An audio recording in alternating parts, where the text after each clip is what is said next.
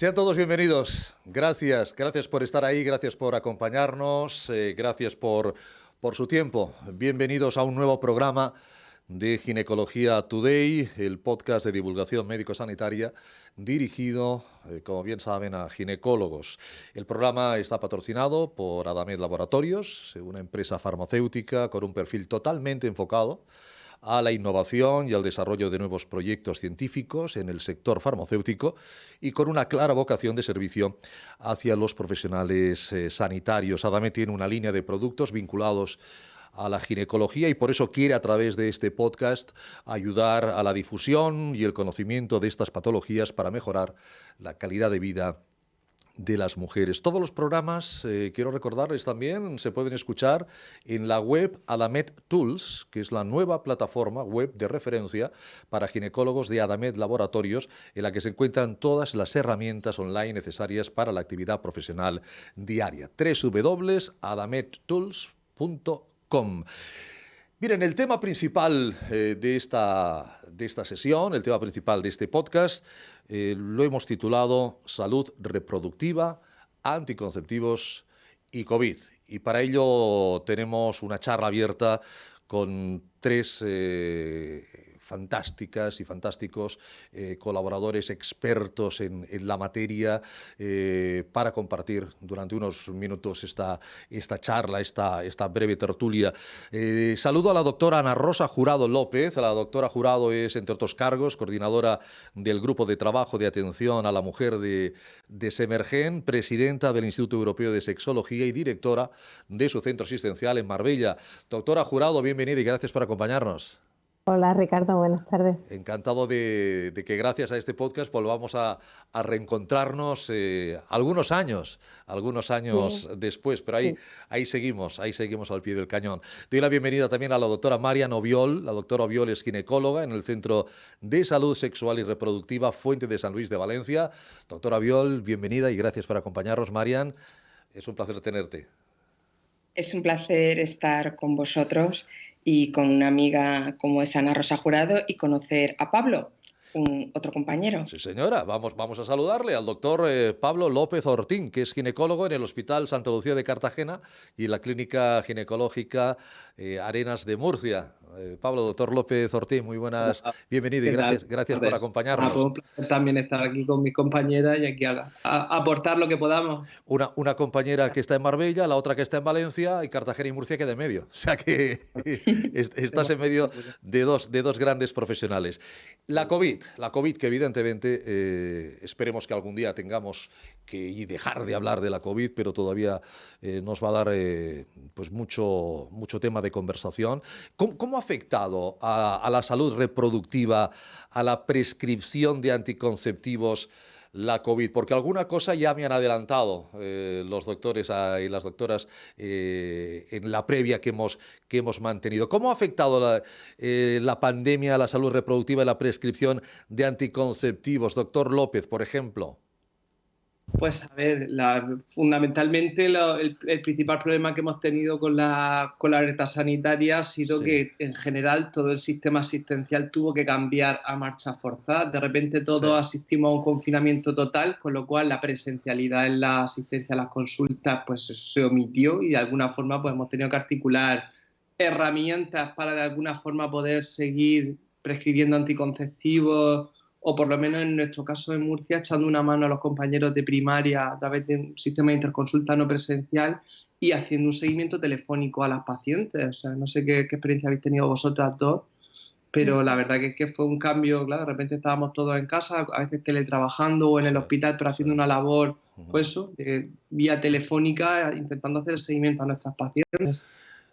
Sí, la verdad, yo si quiere os doy claro, la opinión sobre lo que yo he vivido, la experiencia que yo he tenido. Sí. Es verdad que a nivel global se peligraba de alguna manera en relación a los derechos sexuales y reproductivos, y nos avisó la Organización Mundial de la Salud en un comunicado que hizo sobre género y COVID en mayo, en plena pandemia. Sí. Y nos dijo que una de las cosas que más estaba vamos, que nos alertaba el personal sanitario de que tuviéramos en cuenta que se estaban perdiendo, pues por la dificultad de acceso a los centros de salud sexual y reproductiva y por otra serie de condicionantes de nuestro sexo, pues las mujeres estábamos perdiendo derechos. Pero sin embargo yo en la clínica diaria he tenido muy buena experiencia, sobre todo la gente ha sido muy flexible, en la farmacia han sido muy flexibles a la hora de no exigir tanto las prescripciones o de poderse conformar con las prescripciones simplemente con el email y este tipo de cosas, con lo cual se ha intentado facilitar mucho el que no se perdieran las prescripciones y el que la gente no dejara de tomar los anticonceptivos. Eso es cierto, ha habido bastante colaboración. Marian, ¿tú lo ves también? Yo quiero decir hacer dos apuntes. Uno de ellos de que de toda crisis se saca algo positivo.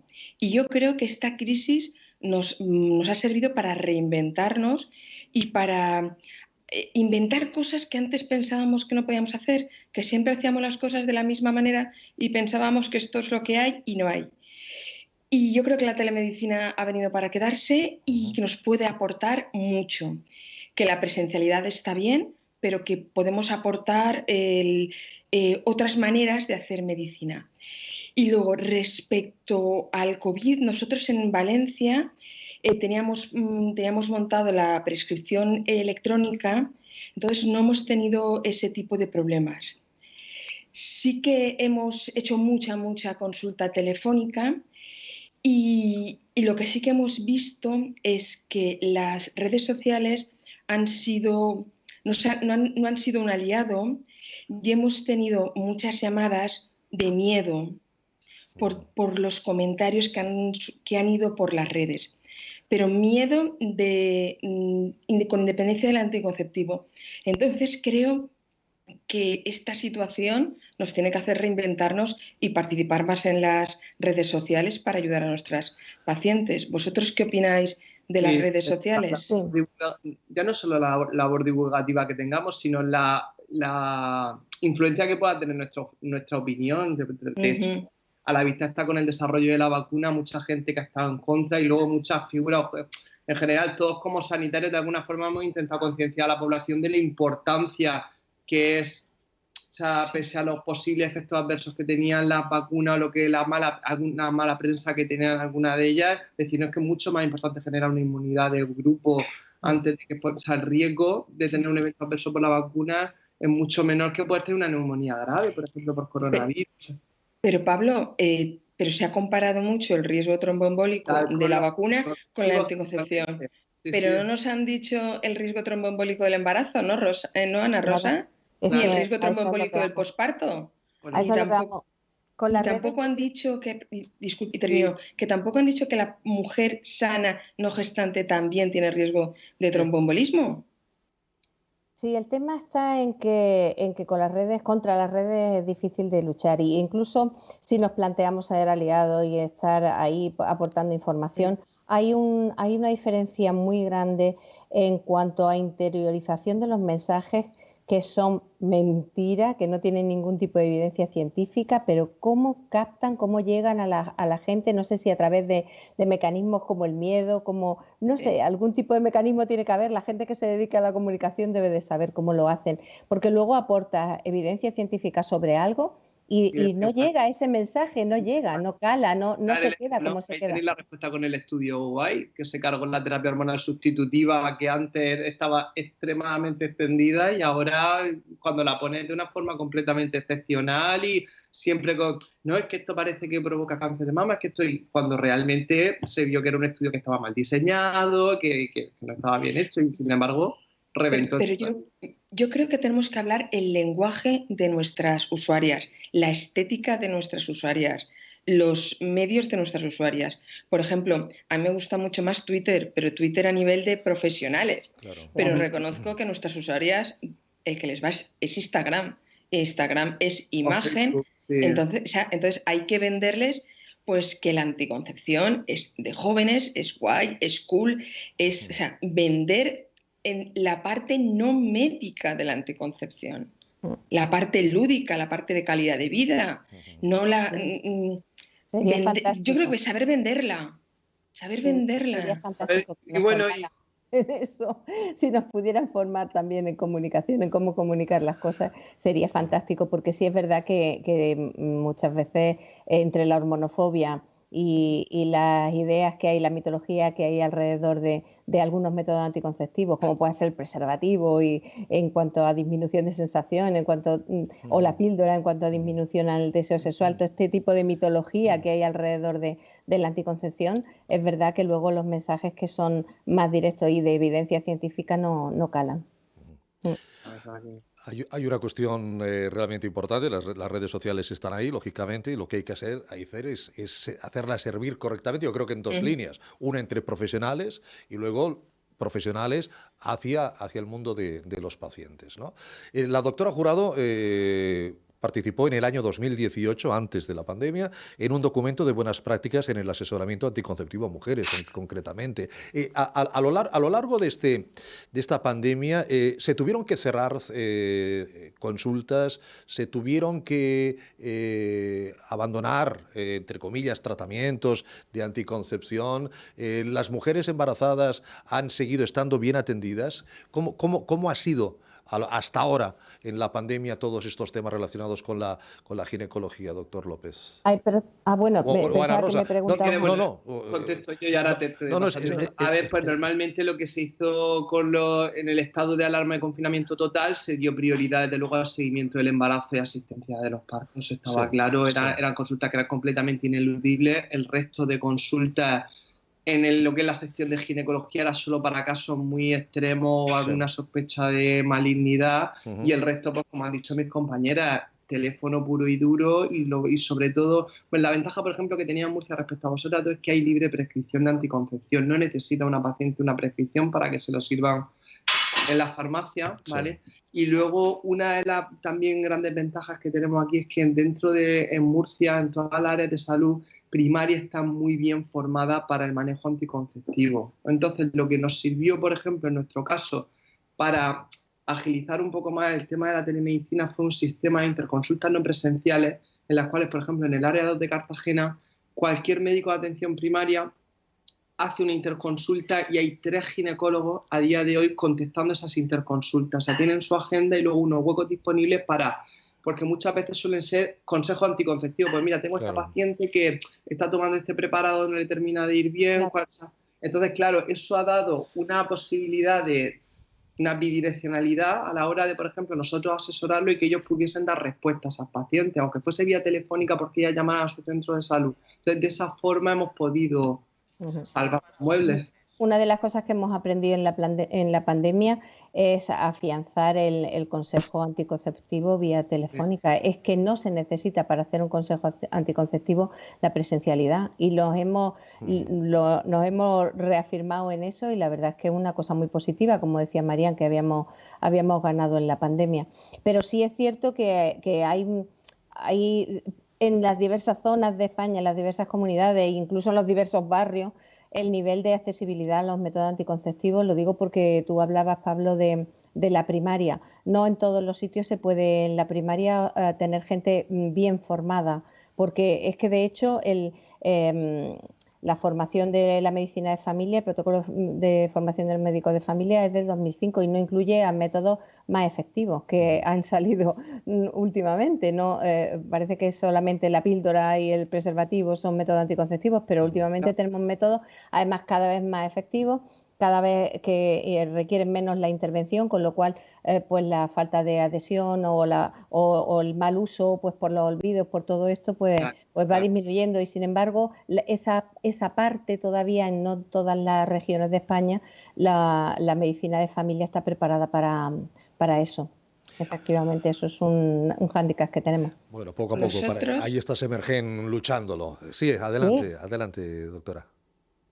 Nosotros, como dice Ana Rosa, el asesoramiento por teléfono, las complicaciones, la primera vista también por teléfono, pero que también hemos tenido presencialidad. Es decir, Cuando una mujer ha solicitado una interrupción voluntaria de embarazo, se le ha asistido de primeras y presencial. Cuando una mujer ha tenido una sospecha de ITS, también la hemos asistido. Cuando ha tenido algún problema que no se le podía solucionar por teléfono, nosotros hemos tenido asistencia presencial, excepto el mes de marzo, que fue el más duro. Luego ha sido, yo creo que las mujeres han estado acogidas y aunque ha sido mucho por teléfono, cuando han tenido un problema o cuando han querido venir o cuando han dicho necesito ir, Sí, se les ha atendido. O sea que yo creo que nuestras hecho lo que hemos mujeres, hemos hecho lo mejor que hemos podido, pero yo creo que las hemos acogido. Y yo creo que ahora nosotros trabajamos ya normalidad. Nosotros prácticamente también, de hecho, a nuestro equipo fue una labor un poco titánica, porque era realmente ir revisando agenda por agenda, a lo mejor pacientes llamando una por una. Es que incluso en el confinamiento estricto, incluso consultas de endometriosis, con lo que implica la endometriosis, con el dolor, intentando hablar con ellas, pues bueno, que son pacientes con un perfil muy especial, con muchas veces dolor crónico, entonces decir, bueno, pues con esta pauta a ver si sigues así, vamos así, mejora un poquito la cosa. O sea que es que, o sea, la labor administrativa y aparte, bueno, mi equipo ha sido eso, de sentarte a las 9 de la mañana y empezar a llamar y a revisar, a escribir informes para que quedase constancia de todo eso, claro. Bueno, y además es un tema, perdona Ana Rosa, que todas las profesiones y todas las especialidades médicas lo han vivido, pero si hay dos especialidades médicas donde el binomio médico-paciente adquiere más fuerza, es la pediatría por un lado y la ginecología por otro. Ese binomio, es decir, el tener a tu profesional de la anticoncepción, de la salud reproductiva, del embarazo, de tus revisiones ginecológicas cerca, aunque sea a tiro de un ordenador o a tiro de un teléfono, es fundamental, Ana Rosa. Y eso lo sabéis. Desde luego que sí, lo sabíamos y además hemos estado a la altura. Yo creo que casi todos los y las profesionales hemos intentado estar a la altura y hemos estado más cerca, más disponibles. Hemos hecho consultas a domicilio, hemos hecho mucho teléfono, hemos hecho todo lo que ha estado en nuestras manos. Es diferente, por ejemplo, a nivel institucional. Se han tenido que paralizar muchas cosas que podrían suponer grandes avances. Por ejemplo, eso que tú referías antes de las buenas prácticas. Pues una convocatoria que hizo el Ministerio de Sanidad antes de que empezara la pandemia para evaluar buenas prácticas en salud sexual. Desde que está la ley de salud sexual y reproductiva no se había hecho nada en salud sexual. Y entonces se han evaluado buenas prácticas y eso se ha quedado un poco paralizado. Y luego hay estrategias, porque hay comunidades autónomas donde hay estrategias de salud sexual y reproductiva ya bastante avanzadas y que están en funcionamiento, como puede ser Aragón o Valencia o Murcia incluso, pero por ejemplo en Andalucía estamos empezando ahora, se ha tenido que retrasar todo la elaboración de la estrategia de salud sexual y reproductiva, es decir que a nivel institucional ha supuesto un parón importante y esto es un retroceso, pues porque como yo estaba diciendo es que ya hay métodos anticonceptivos que tenemos que formar a la primaria, que es donde mejor acceden, donde más ampliamente acceden las pacientes y eso pues se está retrasando un poco. Y donde están recibiendo ahora todo el golpe post primera y segunda ola, que fueron las fuertes, ¿no? En este caso, las sociedades científicas más cercanas a vosotros, la SEGO, la SEC, durante esta pandemia han elaborado documentos para dar respuesta a estos escenarios que estáis comentando, ¿no, doctor Obiol? Sí. Como he dicho, la SEC hizo un posicionamiento y dijo los motivos por los cuales la mujer debía de ir a un centro sanitario. Luego, la importancia de que ninguna mujer se quedara sin una valoración de un método anticonceptivo. El decir que si una mujer tiene el método tal y se le va a caducar, lo que hay que hacer. O sea, que se ha intentado fomentar, mantener lo máximo todo lo que, por lo menos perder lo mínimo. Y a partir de ahí ir mejorando poco a poco, pero que la SEC estaba ahí. Arrojar un poquito de luz sobre la fobia, claro, eventos COVID, eventos trombóticos, qué pasa con los estrógenos, O si me puedo vacunar, cuando decían, oiga, claro, que me voy a vacunar, que me dejo la anticoncepción, por favor, no. Y ya la SEC se posicionó diciendo que, bueno, que la mujer que utiliza anticoncepción combinada, que la anticoncepción combinada en la época COVID sigue siendo segura, necesita su asesoramiento, pero sigue siendo segura, y la mujer que lleva anticoncepción combinada y va a vacunarse de la COVID debe de continuar con su misma anticoncepción, no deben de haber cambios, no deben de haber abandonos. O sea, que en eso y hemos sido todos altavoces de nuestras sociedades, ¿no? Sí. Para no perder lo que tenemos en anticoncepción en España, para dar tranquilidad a las mujeres. Claro. Y yo creo que eso lo hemos conseguido. Sí, se han hecho un montón de webinars, todas las sociedades científicas han hecho webinars casi cada semana para formar gente, la verdad es que se ha intentado por todos los medios, claro que sí. Hombre, mis médicos de familia ya se saben, digo, sí, el estudio inglés. Yo siempre les digo, cuando una mujer te ponga dudas, te tenga miedo, tú dile que los ingleses han demostrado que las mujeres que tomaban anticoncepción combinada han tenido menos COVID, menos ingresos por COVID y menos COVID grave. Entonces, bueno, dile eso. En general las mujeres han tenido menos. Exacto, menos pero dar la tranquilidad de este estudio de que con anticoncepción combinada, que no hay que dejarlo, que no hay que tener miedo, que lo que tenemos que seguir es pues dando las pautas correctas de el control del peso, no sedentarismo, por favor deje de fumar, todo esto. De los factores de riesgo previo que exacto. Si la en confinamiento. Paciente delante, y bueno, pues efectivamente, edad, tabaco. El decirles que que el riesgo tromboembólico de la pastilla de la anticoncepción combinada es independiente del riesgo del riesgo tromboembólico de la COVID, que no se suman, que son diferentes. Tiene como un poco de mala fama, es decir, lo que hablaba al principio de la charla, es decir, pues bueno, es que. Pero es que a lo mejor es el momento para defender y defender otras vías de administración o sea, que yo creo que eres un momento para decir, bueno, ya que las cosas pintan mal, hay que ir a por todas. Todo esto viene a sumar a la hormonofobia, porque estamos sufriendo hormonofobia desde hace ya muchísimo tiempo. Por eso decirles, si tomas anticoncepción combinada, mejor. Bueno, yo creo también que para los profesionales de la ginecología y otros profesionales, evidentemente, el hecho de que la pandemia viniera tan de golpe, tan deprisa y cambiando todos los días continuamente, con una incertidumbre impresionante. Nadie sabía, hoy, a día de hoy se sabe todavía un porcentaje mínimo. Eso también les ha hecho a ustedes como profesionales aprender, situarse en este nuevo escenario, en este nuevo panorama. ¿Les ha hecho crecer también como personas y como profesionales? Ana Rosa. Yo tengo que decir que mi experiencia con la... ¿Reinventado? Sí. A ver, mi experiencia con la pandemia a nivel profesional no ha sido mala. Hemos pasado algunos momentos de susto, algunas pacientes, bueno, pues con algunas hemos tenido algún problema, pues no sé, que no querían ir al hospital y luego al final pues tenían que ir pues porque tenían algunas complicaciones, algunas cosas, y eso pues ha generado un poco pues momentos de angustia. Pero en general ha sido muy positivo en la relación médico-paciente. Yo lo he visto que ha sido como más humana, como más solidaria, más compasiva también. Y yo profesionalmente, personalmente, a mí no me ha parecido que la pandemia haya sido tan tremenda. Es cierto que yo no he estado en una UCI en primera línea, como algunos compañeros y compañeras que lo han pasado absolutamente fatal.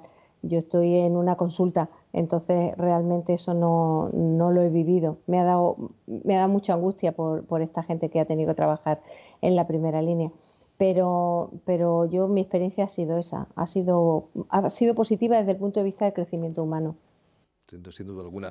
Pablo me comentaba que al menos en su hospital a lo que sí ha habido ha sido un descenso de natalidad tremendo.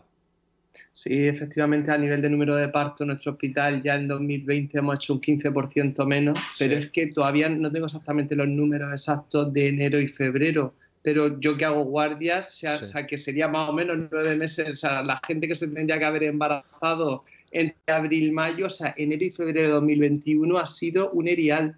O sea, prácticamente no hemos tenido nada, ha bajado un montón. No sé si luego compensará con la segunda mitad del 2021, pero ya en 2020 hicimos 300 partos menos, que estamos hablando de un hospital de casi 2.800 partos, 2.600, 2.800 de media, y se hicieron 300 menos y ya te digo, ahora parece que estamos repuntando un poco, pero al principio muy mal, al principio de 2021 muy mal, se ha notado. Sabes que eso lo han refrendado los estudios también. En septiembre de 2020 salieron estudios de cómo había afectado la vida sexual, o sea, el COVID a la vida sexual, Sí. y decían que efectivamente no había disminuido excesivamente el deseo sexual, ni siquiera el autoerotismo, pero sí había descendido el número de encuentros sexuales y fundamentalmente era por esa razón, por la falta de privacidad y algunas Claro. veces también motivado pues por la falta de estímulo, pues no sé, hedonista, porque no había un bienestar en la sociedad, pero sobre todo era pues el confinamiento estricto,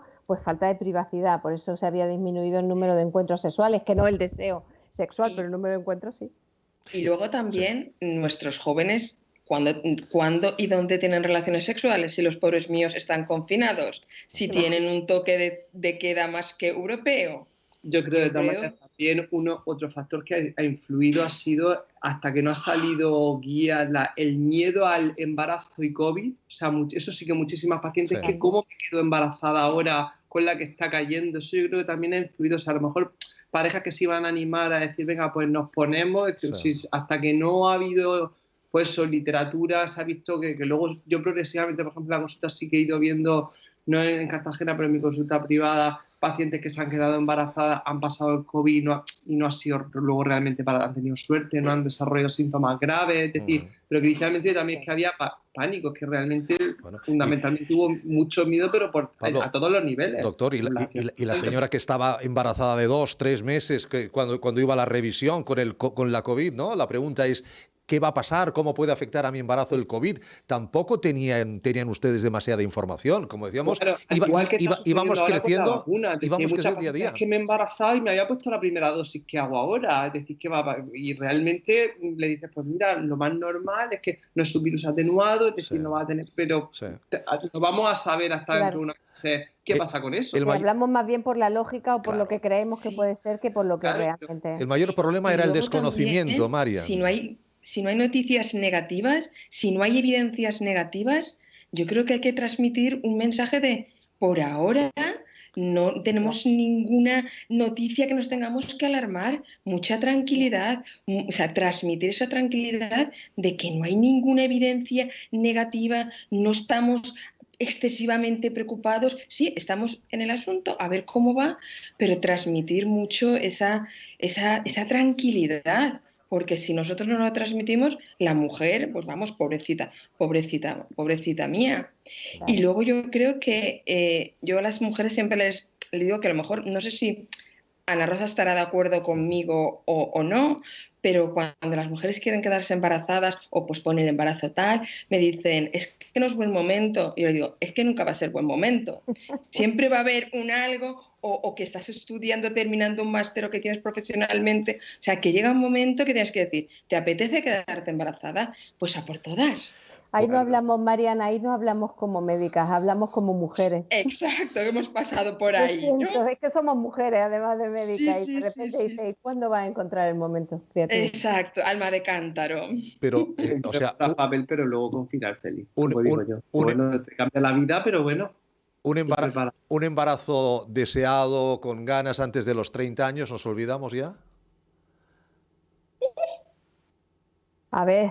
Es que la gente cada vez se está retrasando más el momento en que quieren quedarse embarazadas, por las cuestiones laborales, por un montón de cuestiones más. Por querer disfrutar de la vida, en fin. Como generación quizás siguiente a la vuestra, es que es más difícil ahora tener una casa, acceder a una vivienda, tener... Claro.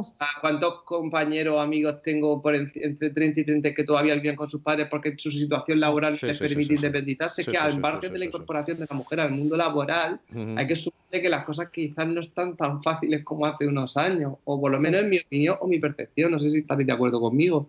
Pero con los precios... no, evidentemente tenéis una generación un poco que va con retraso en muchas cosas. Sobrevivía a la crisis del 2008, o sea... ¿Vosotros aconsejáis la preservación?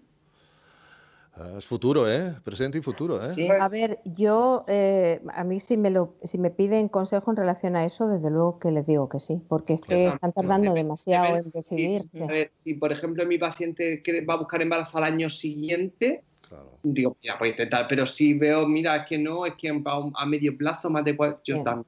Digo, mira, Claro, porque como se dice, los 40 de ahora son los 20 de hace un par de décadas, pero Claro, eso, pero pe- eso no se traduce el, luego ó- en la biología. el óvulo, claro, el ese es óvulo el no entiende problema. de eso, efectivamente. El óvulo pues tiene su edad reproductiva y fértil Claro. desde siempre, ¿no? Y tal vez la Pasa, congelación claro. Pasa sería... también con la menopausia. Antes, cuando llegaba la Efectivamente. menopausia, la mujer ya era el final de su vida. Ahora mismo Sí, te sí, pilla la sí. menopausia Bueno, Estamos en divinas. pleno Bueno, apogeo. igual- En igual- pleno Divinas apogeo de estamos, vida. Ana. Igual que la jubilación, ¿no? Con 65 años ya era ya el final de la vida. Ahora con 65 años todavía lo que queda, lo que tiene que hacer Ana Rosa, lo que tiene que hacer María, lo que tiene que hacer Pablo. Os agradezco muchísimo a los tres que hayáis estado, que nos hayáis explicado estas cosas tan apasionantes y sobre todo que hayáis entendido también cuando os he dicho interaccionar. Yo he estado 10 minutos fantásticamente escuchándoos con muchísimo cariño. Un placer, Marian, un placer, Ana Rosa, un placer, Pablo. Espero que volvamos a reunirnos pronto. Cuidaros mucho. Muy bien. Hasta la Chao. próxima. Hasta luego, Ana. pronto. Hasta luego, Hasta Pablo. pronto.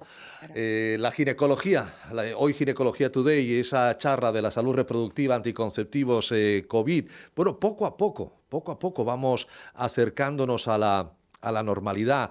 Hoy vamos a hablar de un congreso. Vamos a hablar de un congreso en el que ya no solamente las videoconferencias, no solamente todos estos sistemas de presencialidad en remoto estarán, sino que también va a haber presencialidad por parte de médicos, por parte de profesionales, porque ya han sido evidentemente vacunados. Así que, si les parece, cuando mi compañero de realización me indique, nos vamos a nuestro apartado de la entrevista.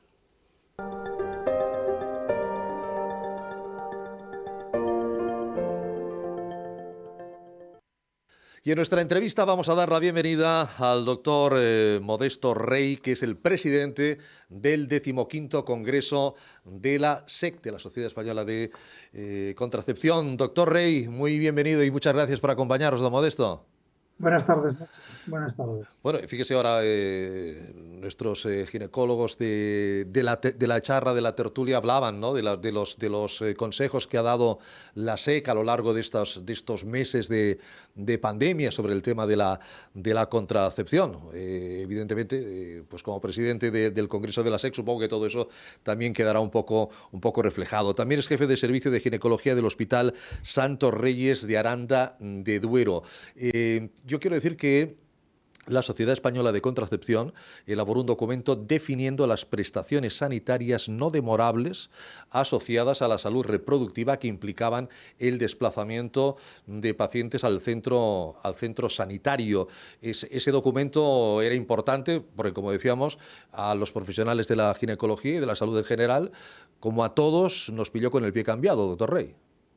Sin ninguna duda que nos pilló con el pie cambiado y el bloqueo de toda la actividad asistencial iba a suponer y ha supuesto importantes problemas de salud en general y también, por supuesto, en la salud sexual y reproductiva por las dificultades de accesibilidad a búsqueda de métodos anticonceptivos o aclarar problemas que surgieran con temas de salud sexual y reproductiva, ¿no?, desde infecciones de transmisión sexual, en fin, temas generales que no se le podía dar respuesta por el bloqueo que se produjo de toda la asistencia sanitaria. De manera que cuando se recuperó, cuando se empezó a ver lo que eran las consultas telemáticas, las consultas telefónicas con las mujeres que demandaban atención, bueno, pues este documento ha sido una guía importante, por un lado, para ver qué era lo prioritario, qué es lo que no se podía demorar, aspectos como la interrupción voluntaria del embarazo, sí, una serie de cuestiones que no se pueden demorar, y también cómo poder gestionar mejor esas consultas telefónicas o esas demandas que las usuarias o pacientes podían hacernos en temas relacionados con salud sexual y reproductiva. Yo creo que fue un gran documento, sí. Un gran documento que yo no sé si se tuvo que ir actualizando también, porque cada día el país se iba actualizando, doctor, que cada vez había noticias distintas, aparecían, bueno, informaciones que nos sorprendían, lo que un día era blanco, el otro día era la gama de grises, y yo no sé si también tuvieron ustedes que irse actualizando. Sí, claro que hubo que ir actualizando. Quizá en los aspectos relacionados con la salud sexual y reproductiva, Sí. la pandemia inicialmente tenía una repercusión más, como digo, en temas de accesibilidad o en temas de procesos muy agudos como podían ser las infecciones o como podían ser los temas de la interrupción.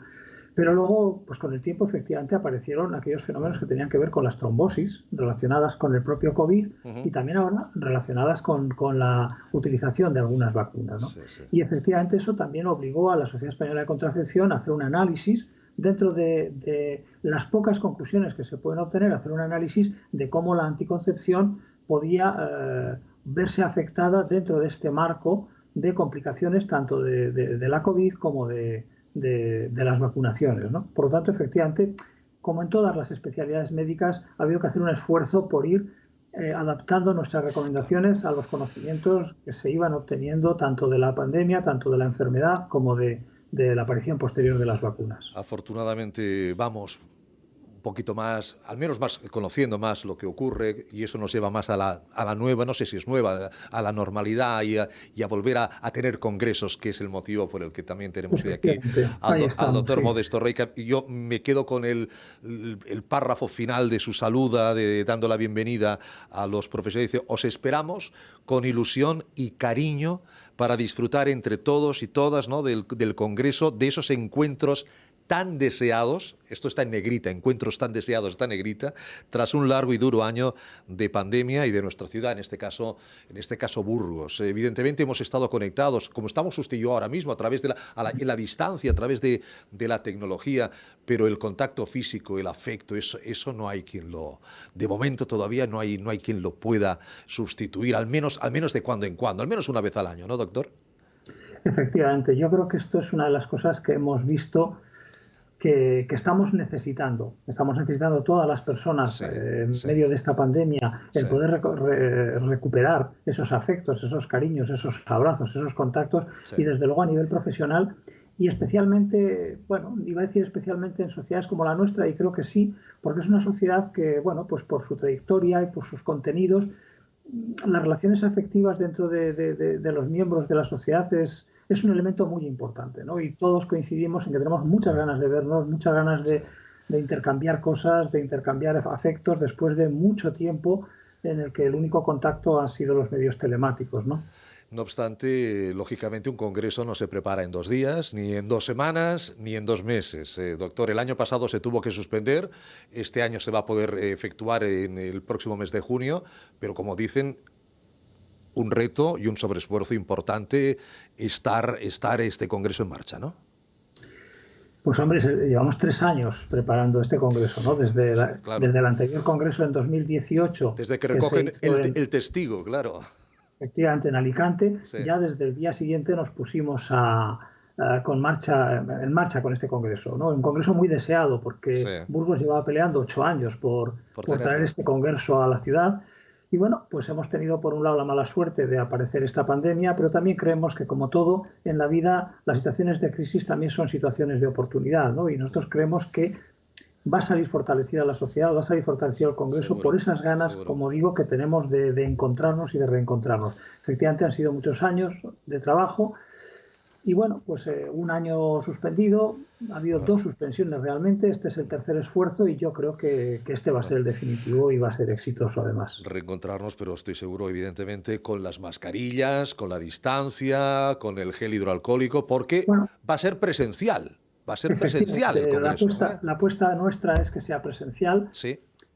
Creemos que se van dando las condiciones y en cualquier caso también tenemos un palacio que va a permitirnos mantener esas medidas de seguridad porque tiene salas muy amplias.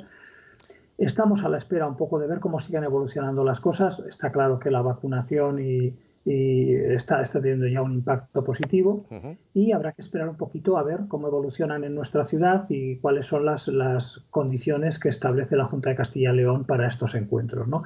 Pero en cualquier caso, repito, los sanitarios todos estamos vacunados, esto es un dato importante, y por otro lado pues tenemos espacio suficiente para acoger a las personas que quieran venir con todas las medidas de seguridad, ¿no?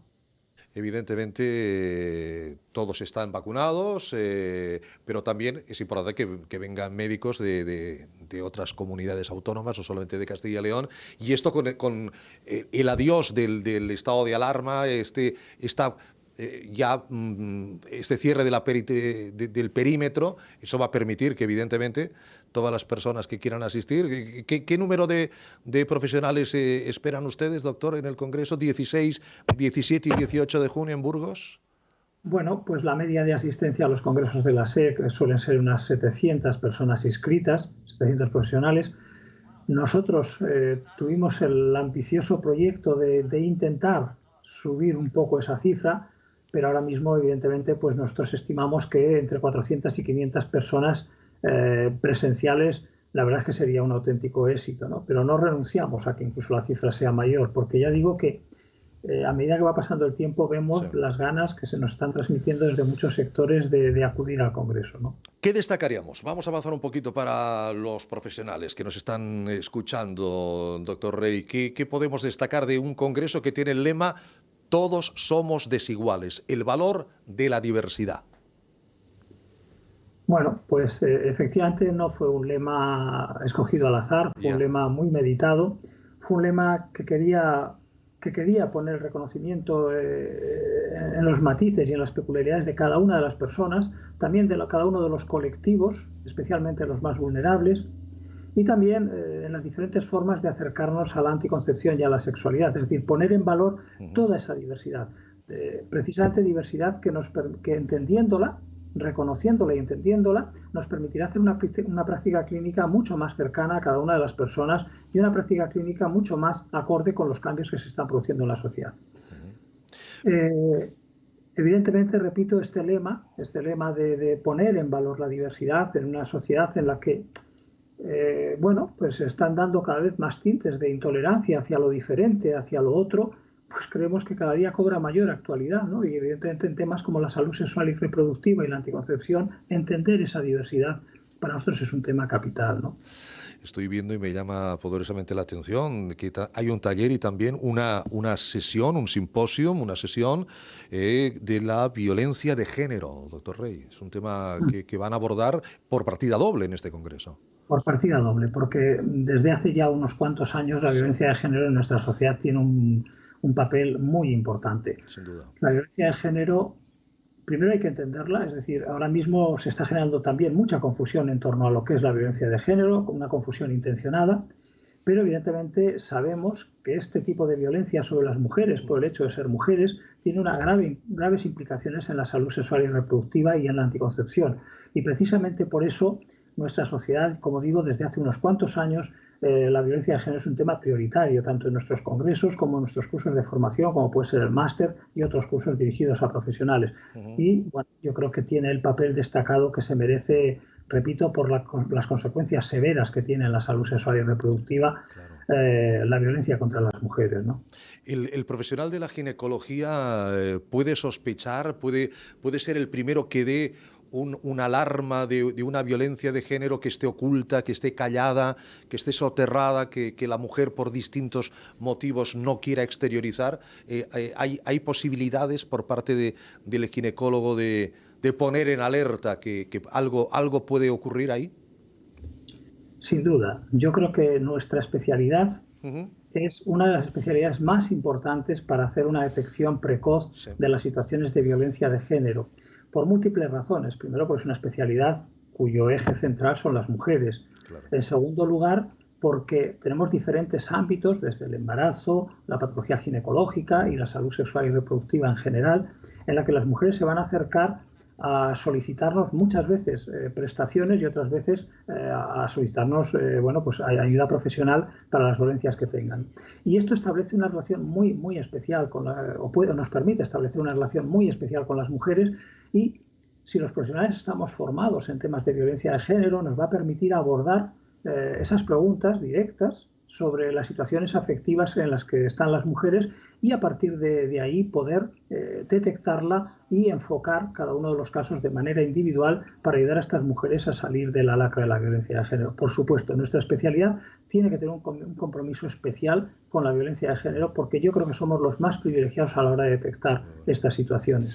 Va a ser apasionante, inteligencia emocional, el mindfulness, todo eso que nos espera, que lleva 3 años esperándonos, en Burgos, 16, 17 y 18 de junio. Lo bueno se hace esperar, don Modesto. Bueno, pues que así sea. Quiero decir que efectivamente va a merecer la pena, seguro, el poder asistir a las sesiones de este congreso.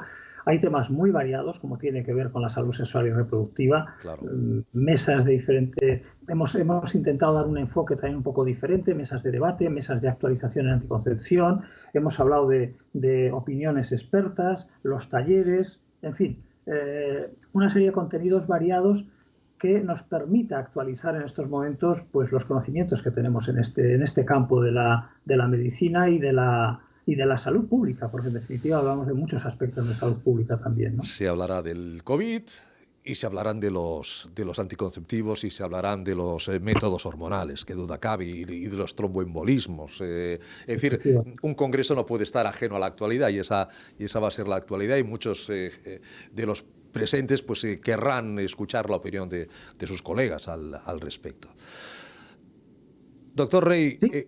No, iba a decirle que... No, adelante, perdón que le haya interrumpido. No, decir que efectivamente nuestra querida presidenta Paloma Lobo, de la presidenta de la FE, que ha sido hasta sí. El año pasado la presidenta de la Sociedad Española de Contracepción, es la que nos va a presentar precisamente cuál es el balance que podemos hacer a día de hoy sobre el impacto de la pandemia en la salud sexual y reproductiva, ¿no? Yo creo que este elemento lo hemos tenido que introducir. Lógicamente, como tú dices, es un tema capital que hay que abordar.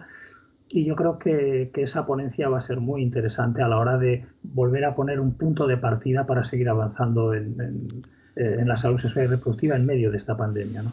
Pues doctor Rey, gracias por haber estado con nosotros, por su tiempo y todo lo mejor para el Congreso, el 15º Congreso de la SEC en Burgos, 16, 17 y 18 de junio. Un abrazo fuerte, doctor. Hasta pronto. Pues muchísimas gracias por vuestra atención y bueno, ahí nos vemos todos y seguro que va a ser un éxito. Gracias. Gracias a usted, muy amable. Ahí nos vemos. En Burgos tenemos una cita. Ahora tenemos otra cita con otro destacado miembro de la Sociedad de Ginecología en España. En un instante estamos hablando entre sus múltiples cargos, es presidente de la 10ª reunión científica de GINEP, de ginecólogos privados. Nos vamos a ir de Burgos a Toledo, que es donde se va a celebrar. Estoy hablando del tiempo de la agenda.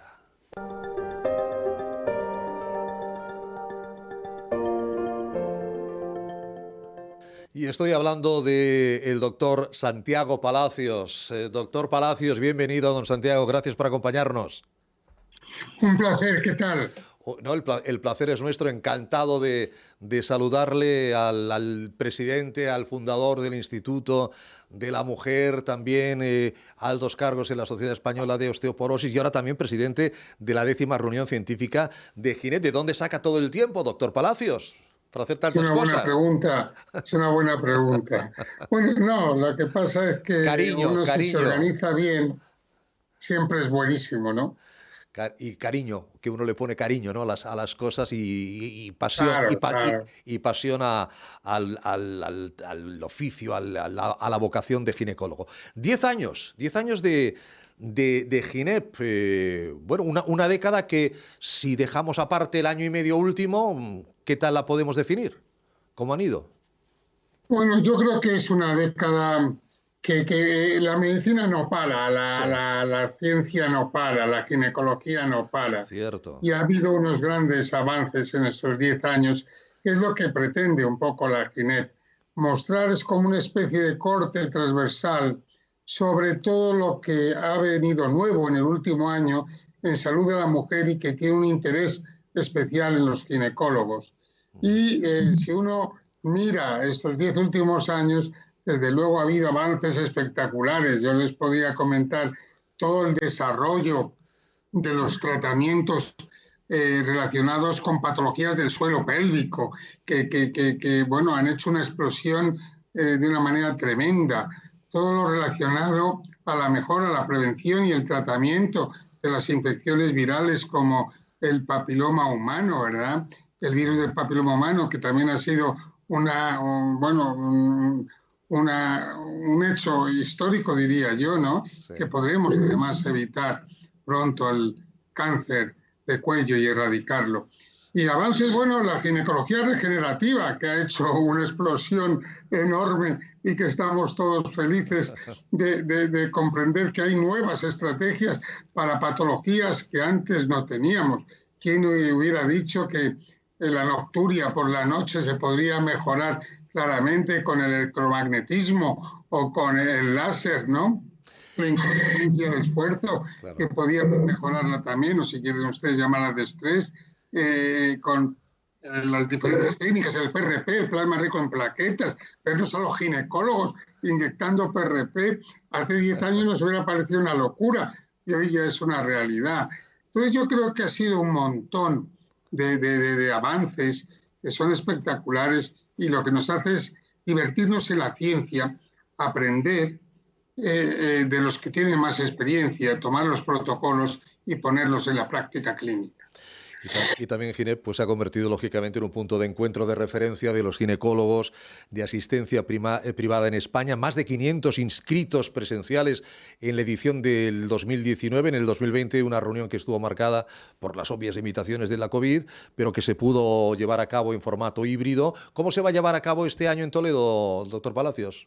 También en formato híbrido, pero con mucha más presencia en el lugar, ¿no? Sí. Pero hay que tener en cuenta que todos los médicos hemos tenido una parte muy mala y ahora una muy buena, ¿no? La muy mala es que estuvimos a pie de enfermo y sí, con mayores riesgos de contaminarnos el COVID-19, pero también ahora estamos vacunados, ¿verdad? Todos claro, nosotros estamos vacunados. Hay un grupo que es cierto que desde aquí yo me solidarizo, que es toda la industria farmacéutica, que en los congresos están con nosotros. Muchos de ellos todavía no están vacunados. Yo ahora que tengo la dirección científica de la Fundación de Formación Continuada del Colegio de Médicos de Madrid, ya lo hemos dicho, porque el Colegio de Madrid es un centro de vacunación, para ver si después de todos los médicos y los médicos jubilados que están ahora, podríamos un poco ofertarles a toda la industria farmacéutica, a nuestros compañeros que están en los congresos, ¿verdad?, el que se pudieran vacunar. Para que entonces, si esto es así, estaríamos casi todos. Y la verdad es que el presencial volverá y vuelve, ¿no?, a ser interesante para todos. Naturalmente que sí. Va a haber diferentes mesas de debate en la que se hablará, como no podía ser de otra manera, de cómo ha sido la práctica clínica durante el periodo de pandemia. Yo quiero aprovechar, Santiago, doctor Palacios, para preguntarle cómo entiende usted que ha sido la medicina privada, cómo ha ayudado también la medicina privada a todo el sistema de salud de España luchando contra la pandemia. Hay gente que dice, no, los de la privada se han quedado a un lado. No, bueno. Yo primero debería decir que lo dividiría en dos grandes periodos, ¿no? Sí. En la primera ola, cuando los hospitales privados también estuvieron ocupados por el COVID, sí, pues todos nuestros compañeros, todos nosotros estuvimos a pie de paciente, ¿no? Y hicimos todo lo que pudimos y tuvimos los mismos riesgos que la pública. Y en la primera ola, cuando sabíamos todos poco, ahí estábamos. Correcto. Es cierto que las demás olas, no, porque no ha hecho falta, no han estado los hospitales privados involucrados y por lo tanto hemos tenido, por supuesto, también las áreas COVID, y ha habido muchas áreas COVID, se ha trabajado también, las UCIs estaban también y están llenas de COVID, y lo que ginecólogos, bueno, los médicos privados en general, y en mi caso los ginecólogos, lo que sí hemos resuelto, el gran vacío que ha habido, el gran problema que ha habido en los ambulatorios, que realmente los pacientes han han sentido, por poner un ejemplo, una simple candidiasis vaginal con esos picores que produce, pues antes lo tenían bastante fácil el médico de familia, el ginecólogo en el ambulatorio, y ahora hemos tenido nosotros muchas veces que vía telemática, con la telemedicina. Yo creo que hay una cosa importante que decir, yo creo que ha venido a cambiar. Ahora, antes la paciente venía al médico por su conocimiento. Ahora se han añadido dos cosas. Primero, te mira a los ojos y quiere saber cuál ha sido tu historia del COVID, si la has pasado, si no la has pasado, sí, si has tenido algún familiar muy enfermito, etc. Y ella quiere contarte su historia del COVID, cosa que es lógica. Mirándonos a los ojos. Es como una unión basada en nuestras experiencias del COVID. Y la tercera es la telemedicina. Claro, es ridículo hacer en época de pandemia, que a lo mejor está cerrada tu zona o tu barrio o tu ciudad, ir a otra, hacerle venir sin razón, y si lo puede resolver vía o el teléfono o Skype o lo que quiera usted.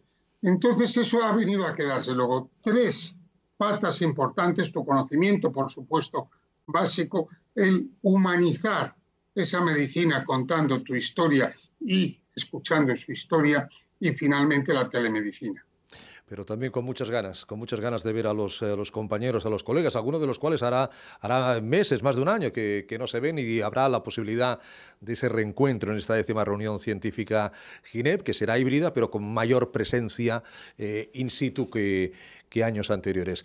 Doctor Palacios, don Santiago, que le agradezco muchísimo su tiempo, que haya atendido nuestra llamada y que haya estado hoy en este podcast de Ginecología Today. Por cierto, usted como presidente, director, creador del Instituto de la Mujer ha sufrido mucho durante esta pandemia, lógicamente, y el hombre también, toda la sociedad, pero ¿qué aspectos de la mujer cree usted que se han resentido más del confinamiento, del problema del sistema hormonal, de los tromboembolismos? ¿Qué es lo que más ha sufrido en la salud de la mujer, doctor?